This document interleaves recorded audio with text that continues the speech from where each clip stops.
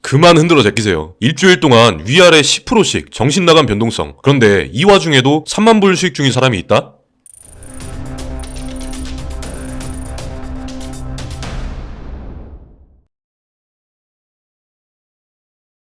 안녕하세요. 차트 천재 제이입니다. 요새 미친 폭락, 미친 급등, 매매하시는 분들 엄청 바쁠 겁니다. 저도 진짜 바빠요. 서로 바쁘니까 딱 5분만 함께 하시죠. 팔로미. 자, 지난 관점 복귀부터 짚고 넘어가 보도록 할게요. 지난 영상에서 제가 했던 말 기억하시나요? 앞으로 비트코인은 상승 쪽이 유리하다. 저는 실제로 상승 관점을 계속 유지했고, 지난 영상 업로드 이후에 트레이딩룸에서 376명이 지켜보는 가운데 11월 30일 이더리움 롱 포지션으로 약 34% 5,300불 익절. 12월 1일 뉴욕 세션에서 브리핑 드리고 85K가 아래로 뚫리는 즉시 1차 진입 예정이라고 롱 진입 예고를 남겨드렸고요. 실제로 정확히 85K를 찍으면서 제가 1차적으로 지정가를 걸어놨던 물량이 잡히면서 롱 진입. 그렇게 12월 1일에 진입한 롱 포지션이 12월 3일 넘어와서 수익률 100%, 약 10,000불을 전량 익절했습니다. 저는 보시다시피 이렇게 상승 관점을 그대로 유지했고, 급락 상황에서도 상승 구조에 대한 확신이 있었기 때문에 롱 포지션으로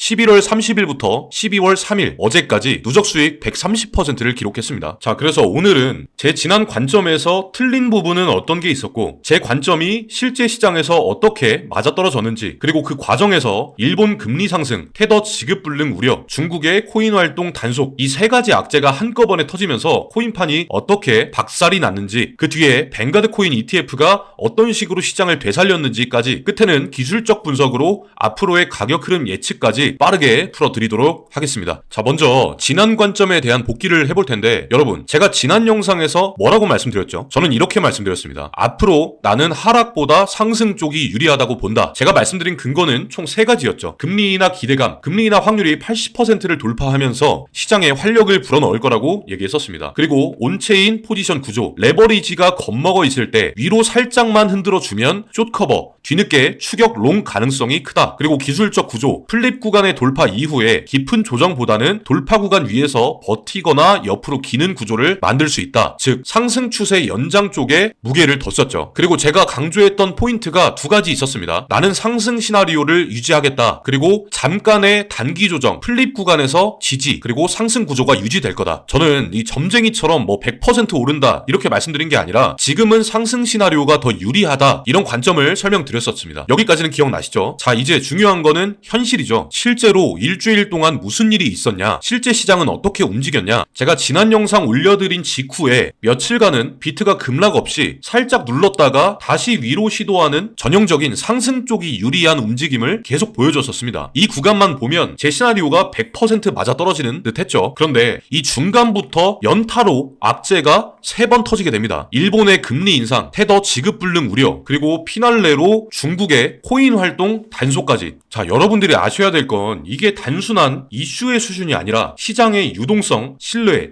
규제, 이 3가지를 동시에 건드리는 악재였기 때문에 비트코인이 그대로 급락, 투매, 레버리지 다 터지는 청산 구간을 만들게 된 겁니다. 즉, 제가 처음에 시나리오로 세웠던 조정 후의 상승 연장이라는 시나리오가 이 3연타 악재로 인해서 강하게 흔들린 겁니다. 자, 여기서 냉정하게 한번 말씀드려 볼게요. 지난 관점에서 뭐가 맞았고 뭐가 틀렸냐면, 일단 맞았던 부분은 지금 구조상 살짝만 올려줘도 위로 갈 명분이 많다. 제가 이 부분에서 첫 번째 영상을 공개해 드렸는데 약 이틀간 계속 상승 흐름이 나왔었습니다. 제가 말씀드렸죠. 레버리지는 겁먹었고 현물 장기 홀더들의 극단적 매도세는 아니다. 언론이 확성기 들고 겁주고 있는 거다. 이렇게 말씀드렸고 실제로 시장은 계속한 상승이 나왔었습니다. 자, 그러면 틀렸던 부분과 놓친 부분도 한번 살펴볼게요. 일단 제 관점에서 틀렸던 부분과 놓친 부분은 이제 거시적인 이슈가 급변하지 않는다는 조건이 있었어요. 그런데 일본의 태도 변화, 테더의 신뢰 훼손, 중국의 단속 강화, 이게 일반적인 노이즈 수준에서 끝나는 게 아니라 상승 구조 전체를 무력화시키는 움직임이 나왔다는 거죠. 자, 정리하자면 방향성 자체는 맞았습니다. 근데 중간에 너무 큰 급락이 있었죠. 여기서 중요한 건 뭘까요? 많은 분들이 물어보시는데 정작 요셉아, 너는 상승 관점 유지하고 있었냐? 네, 저는 유지하고 있었습니다. 이미 영상 초반에 말씀드렸지만 제가 지난 관점에서 아쉽게 틀린 지점이 있었습니다. 그런데 저는 계속된 상승 관점을 실시간 브리핑으로 트레이딩 룸에서 전달드렸고, 장기 관점에서는 제가 예측하지 못한 부분이 있더라도 저는 결국 롱 포지션을 진입했고 약 3만 불가량의 수익 실현을 했다는 점, 그리고 트레이딩 룸 안에서 제가 변수와 리스크 관리에 대해서까지도 브리핑을 드리고 있으니까요. 앞으로 이런 부분은 걱정 안 하셔도 될 것 같습니다. 자, 그러면 지난 관점 복귀는 여기까지 하고 최근 롱 포지션을 무자비하게 터뜨려버린 시황으로 넘어가 보시죠. 자, 일단 첫 번째, 일본의 금리 상승입니다. 이렇게 잘 올라가고 있던 차트를 맥락 없이 빼버리는 이런 이슈를 만든 게 첫 번째 일본의 금리 상승이에요. 이게 왜 중요하냐면 지금 전 세계에서 제일 싸던 돈이 비싸지기 시작했다는 겁니다. 일본은 그동안 제로 금리, 마이너스 금리의 대명사였죠. 근데 전 세계 자금들이 이 엔화를 싸게 돈을 빌려서 이 돈을 들고 위험 자산에 투자하는 구조, 이 엔캐리 트레이드를 계속해서 했었습니다. 그런데 일본이 금리를 올리기 시작했다는 건 어떤 뜻이냐? 이제 엔화로 싸게 돈 빌려서 리스크 자산에 넣는 그런 구조 자체가 붕괴된 거예요. 이미 엔캐리 트레이드 중이던 자금들은 포지션을 축소하거나 레버리지를 줄이거나 이런 코인 같은 투자 자산에서 다 청산할 수밖에 없었다는 겁니다. 자, 두 번째, 이 테더 USDT 지급 불능 우려감입니다. 여기서 제가 말씀드릴 건 달러와 1대1 가치 이런 게 아니고요. 언제든지 1대1로 바꿔줄 수 있다는 신뢰 자체가 흔들린 겁니다. 그래서 이 신뢰가 깨질까 말까 할 때 무슨 일이 벌어지냐? 테더를 믿고 코인을 들고 있던 사람들이 야, 이거 진짜 괜찮은 거 맞아? 라면서 물량을 던지기 시작했다는 거죠. 한마디로 불안감이 터지기 시작한다는 겁니다. 특히 레버리지 쓰는 큰 손들, 이 스테이블 코인 하나 흔들리면 거래 자체가 막힐 수 있다는 우려가 생기면서 코인 자산을 먼저 줄여가는 움직임이 나온 겁니다. 이 테더 이슈가 이번 하락장 중간에 나왔었던 왜 이렇게까지 투매가 쏟아지지? 라는 느낌의 이유입니다. 자, 거두절미하고 테더가 실제로 어떻게 되느냐를 떠나서 그럴 수도 있지 않을까라는 공포 자체가 이미 시장 가격에 선반영이 됐다고 보시면 돼요. 자, 폭락의 피날레를 찍은 세 번째, 중국의 코인 활동 단속 강화입니다. 중국은 원래도 이 코인 규제에 굉장히 민감한 국가지만 이번에는 거래, OTC, 관련 서비스까지 막아버린다는 식의 경고를 합니다. 중국 아시아권 자금이 코인 시장에서 차지하는 비중은 생각보다 큽니다. 말 그대로 굉장히 큰 손들도 많고 활동적인 트레이더들도 많아요. 그래서 이번 중국 이슈가 시장에 직격탄, 피날레로 작용을 하게 됩니다. 아무튼 그래서 일본 금리, 테더 우려, 중국 이슈 이 세 개가 합쳐져서 사면타 펀치를 날렸고 비트코인과 알트코인들이 한 번에 무너지는 급락 이슈가 나오게 된 거죠. 자, 그런데 이렇게 매갈이 없이 빠지고 있는 비트가 12월 넘어오자마자 미친 상승 랠리를 보여주면서 반전이 한 번 나옵니다. 바로 뱅가드 코인 ETF의 등장이죠. 이 뱅가드가 어떤 회사냐면요, 전 세계 2등 자산운용사입니다. 장기 투자, 인덱스 투자, 기관, 보수적 자금 이런 이미지를 갖고 있는 자산운용사인데, 그런 뱅가드가 코인 ETF를 내겠다, 그리고 실제로 출범한다는 건 한마디로 정리하면 이겁니다. 이제 코인은 투기판이 아니라 연금, 기관, 장기 자금이 들어올 수 있는 하나의 자산군으로 인정하겠다. 이게 ETF 발행의 의미입니다. 그럼 사람들은 이렇게 생각하겠죠. 그래, 뱅가드 같은 회사도 들어오는데 완전히 사기판은 아니겠네? 이런 신뢰가 회복이 된 겁니다. 그래서 우리가 차트만 보면 바닥에서 이렇게 급반등 나왔네,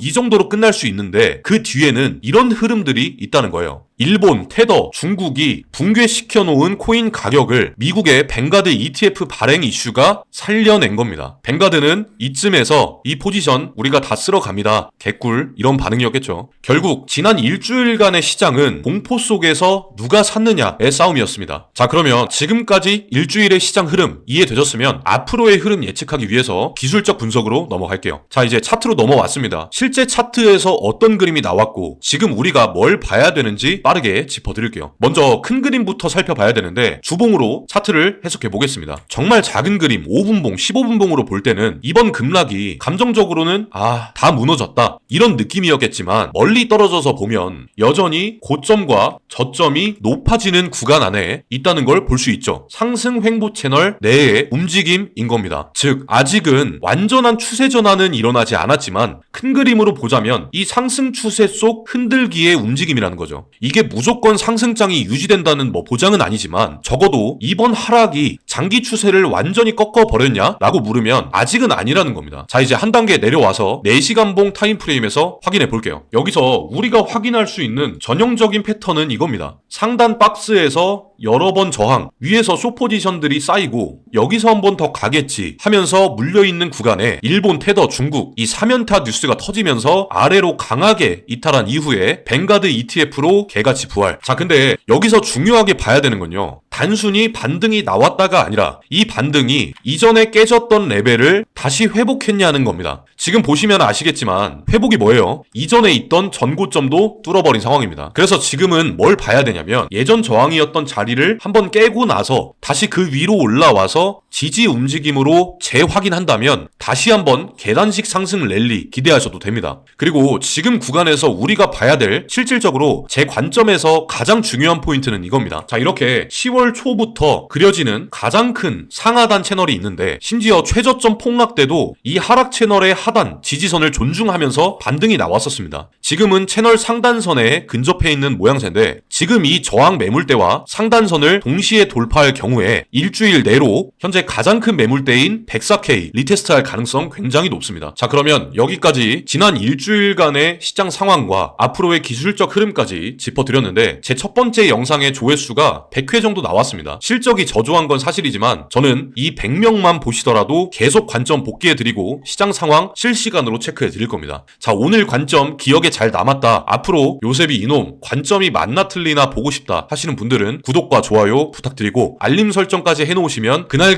제 관점 참고하고 매매하실 수 있게 초저녁에 영상 업로드 해드리겠습니다. 그리고 제 트레이딩 룸에 들어오시면요, 영상에서 다 풀어내지 못한 후속 관점과 실시간 포지션 단타 매매 전략까지 확인하실 수 있으시니까 이놈은 차트 어떻게 보고 있나 궁금하네 하시는 분들은 트레이딩 룸 입장해 주시면 됩니다. 늘 말씀드리지만 유료방, 리딩방 이런 거 할 생각도 없고 그럴 시간도 없어요. 가볍게 들어오셔서 제 브리핑 참고하시면 분명히 매매하실 때 도움 되실 겁니다. 저는 다음 영상으로 다시 돌아오겠습니다. See you again.